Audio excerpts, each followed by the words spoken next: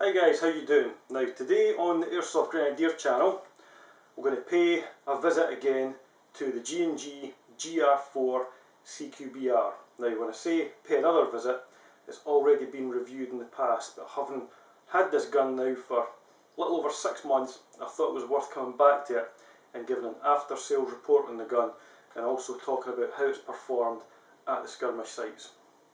The gun you're looking at from G&G was purchased at Warrior Airsoft just outside Edinburgh. Warrior is one of the UK's premier airsoft retailers, and they also run Warrior Airsoft skirmish site, which is also situated just outside Edinburgh. So let's take a look at the gun itself. We'll make things easy and start at the front of the M4. First of all with the flash hider. It's got that fantastic ferocious looking front end on it. Great for giving guys a little push if they're not moving quick enough.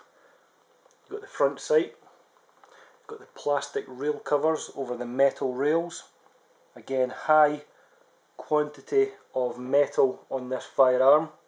You've got the G&G branded vertical foregrip that comes with this, and also the high capacity metal magazine. Moving down a little bit, you can see the unjamming and cleaning rod that comes with it. Also coming into view is the plastic mid-cap magazine that I bought myself from Beta Project. Looking down over the M4, we can see the safe, semi and auto function on the M4. It's a little plastic switch. The rest of the body of the M4 is full metal, including the rear iron sight that you can see there, and again that sits on the top rail, giving you a little bit more real estate for any bolt-on goodies that you want to attach to the gun, whether it be optics, red dots, anything like that. You can just see coming into view in the background there the silicone gun oil. It's recommended with any new gun, no matter who the manufacturer is, to give the barrel a good clean, so always use a good quality silicone gun oil. If you're not sure how to do that, I do have an instructional video. The link for that will be on your screen just now, so you can check that video out and you know how to give your new firearm a good clean, and also unjam it.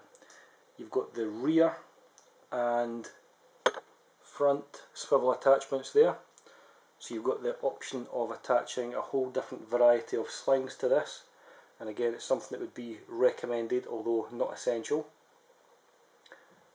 The stock, which is plastic, good quality plastic. If you drop this, it will stand up to a bit of punishment, although I wouldn't recommend that you get into the habit of dropping it.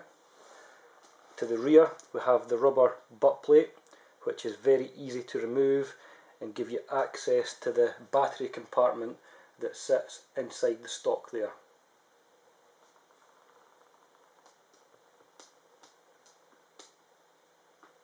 So let's scan down the opposite side of the rifle now, guys.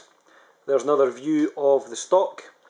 Catch at the bottom here for adjusting the reach on it, depending on your own arm length and body shape. Plastic on the handle.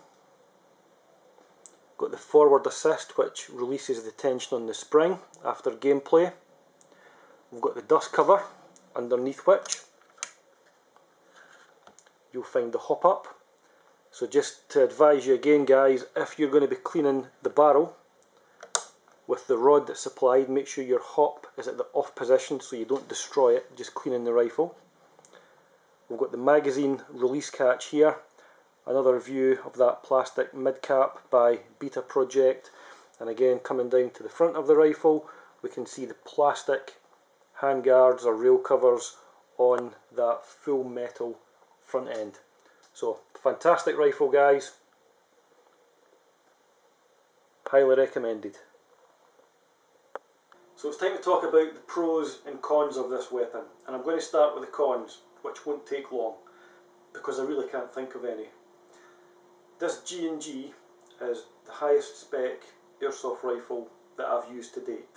Okay, and there's absolutely nothing about the firearm in itself, or the AEG, or the RIF, however you want to talk about an airsoft rifle. There's nothing about this that I don't like. The only problem that I found as an M4 user that was new to the M4 scene was the pressure you feel to buy all the add-on extras for an M4. An M4 for an airsofter is like the ultimate Barbie doll, and you need to have all the accessories that go with it. As an airsofter, I've never experienced that before. Came from the World War II scene. The modern weapon that I had after that was the British L85. No rails on it or anything like that. So when you find yourself buying an M4 and everyone's telling you to replace the stock and get different coloured panels on it and buy lights, lasers, angled foregrips and all the rest of it, it does tend to get a little bit annoying. If you like to get involved in that, then you're going to love this M4, or any other M4 for that matter, but it was one of the things that put me off being an M4 user. Other than that, it's a brilliant rifle, guys. So let's talk about the things that I do really like about this. So the great things about this rifle, guys, first of all, starting with the sales experience. Purchased this from Warrior Airsoft in Scotland.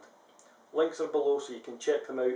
They do have a worldwide mail order service, and the service, whether it be in shop in Scotland or online, has always been really great. Absolutely no problems or quibbles whatsoever with Warrior Airsoft. And as standard, this comes with an 18-month warranty, which is pretty damn fantastic, guys. Normally, if you're going to go for an extended warranty with anything, whether it be an airsoft rifle or a toaster for that matter, it's going to cost you more money. But as standard in the package, an 18-month extended warranty, so that's pretty damn good. The rifle itself, as I said, solid construction, mostly metal, a good weight to it without being too heavy, and it's not too light. You do feel like you're carrying a firearm with this, but it's not heavy enough that you're going to get really sore arms and end up with cramp or anything when you're running around and sweating all day, like I have experienced with some heavier airsoft rifles. The MP44, for example, by AGM, I remember getting that for the first time, and having used a very light plastic MP40, the heavy MP44 with the real wood stock was a bit of a shock to the system running around all day. But this, just over 2 kilograms, I would say is the perfect weight for an airsoft firearm. Other great things for me, already mentioned, standard iron sights, great, and I've got the option of adding extra things to this if I want to, with all the rail space that I've got.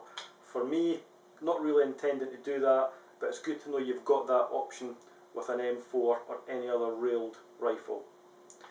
The blowback system. The blowback system isn't going to drain the battery on this, it's pneumatic. So unlike the Army Armament L85, for example, that had the blowback and really drained the power on the battery, this doesn't do that. Another good thing about this is, although it doesn't have the greatest range that I've ever had on an airsoft rifle, it is fairly consistent in being accurate between 40 up to about 50 metres, and clocking in at anywhere between 312 to 328 FPS. It's going to be legal for all the airsoft sites in the UK. I know a lot of airsofters make a big deal about high FPS, but it's not the FPS that makes a good airsoft rifle, it's the quality of the internals, good hop up for example, and this out of the box has been a great performer. It's been consistent with range, and it's been highly consistent with performance. It's also been, other than the PPSH, the Papasha that I've owned in the past, it's been the only other airsoft rifle that I've found consistently excellent on single shot. Some of the airsoft rifles that I've owned in the past, for example, just don't like single shot whatsoever, and you've always got to use them on full auto if you're going to get reliable performance.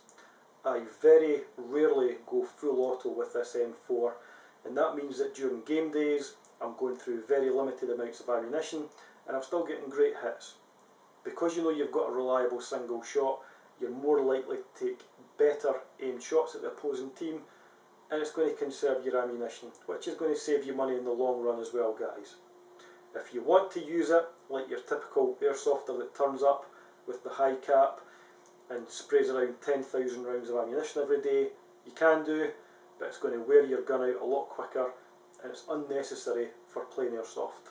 So thanks for watching, guys. If you've not done so already, I would recommend that you hit the subscribe button. It's free to subscribe, won't cost you anything. There's a catalogue of videos on there already, everything from gun and kit reviews and tutorials down to basic airsoft action videos.